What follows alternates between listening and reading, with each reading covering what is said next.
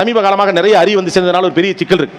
என்ன படிச்சா என்ன கிடைக்கும் பயங்கரமா யோசிக்கிறேன். இப்பெல்லாம் இது படிச்சா இவ்வளவு கிடைக்கும், அது படிச்சா அவங்க வீட்டில் பொண்ணு கட்டினா 100 பவுன் போடுவாங்க. நம்ம படிக்கிறது படிப்பு என்பது அறிவு. இந்த உலகத்தை புரிந்து கொள்வதற்கான வாய்ப்பு, சமூகத்தின் மீது பிரியம் ஏற்படுவதற்கான ஒரு சந்தர்ப்பம்.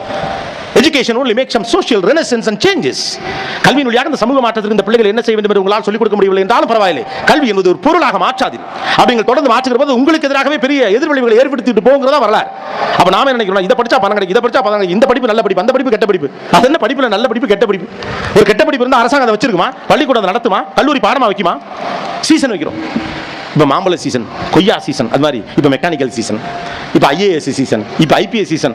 போலீஸ் ஆகணும்னு நினைக்கிறவன் போலீஸ் ஆகட்டும், வக்கீல் ஆகணும்னு நினைக்கிறவன் வக்கீல் ஆகட்டும், டாக்டர் ஆகணும்னு நினைக்கிறவன் டாக்டர் ஆகட்டும். நீங்க என்ன நினைக்கிறீங்களோ நீங்க ஆயிக்கங்க தானே. நான் டாக்டர் ஆகணும்னு நினைச்சேன், என்னால் முடியவே இல்லை, நீ யாதாயிரு. ரொம்ப ஈஸி சொல்றது இல்லையா? நம்ம வீட்டு பிள்ளைகளை இன்னொரு சிக்கல் பண்ணுங்க. இந்த மாடர்ன் பேரண்டிங்கிற பேர்ல பிள்ளைகளுக்கு கஷ்டம் தெரியாமல் வளர்க்கணும். உருப்படாது. நான் சொல்றேன், பிள்ளைகளுக்கு நீங்கள் கஷ்டத்தை காட்டணும்.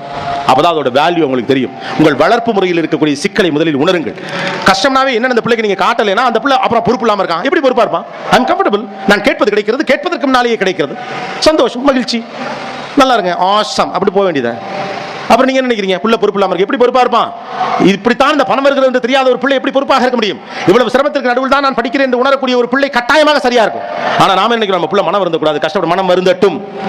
அந்த பிள்ளை உங்க வீட்டுக்குள்ளே கடைசி வரைக்கும் வாழ போறது இல்லை. உங்களோட ஃப்ரிட்ஜில் வச்சு வளர்க்கல, இந்த சமூகத்துக்குள்ள தானே கொண்டு வர போறீங்க. எல்லா மன வருத்தங்களையும் சந்திக்கட்டும். அந்த வயசு வரப்ப உங்களுக்கு அதை புரிய வைங்க. எந்த கஷ்டத்துக்கு நடுவில் இந்த வாழ்க்கை நடக்குதுன்னு பிள்ளைகளுக்கு நீங்களால புரிய வைக்க முடியாது போனா அந்த பிள்ளைகளால உணரவே முடியாது. அதை பண்றது இல்ல, பொறுப்பா இல்லன்னு சொல்றீங்க. எப்படி பொறுப்பா இருப்பான்? அதே 7-8 பிள்ளை இருந்தப்ப நம்ம சொல்லிட்டோம். இப்போ ஒத்த பிள்ளை, ரெட்ட பிள்ளை, ஐயோ பிள்ளை மனங்கோணாம இருக்கு. இதோட ஃபுல் வீடியோ கீழே லிங்க் கொடுத்துருக்கேன், பாருங்க. தேங்க்யூ ஃபார் வாட்சிங்.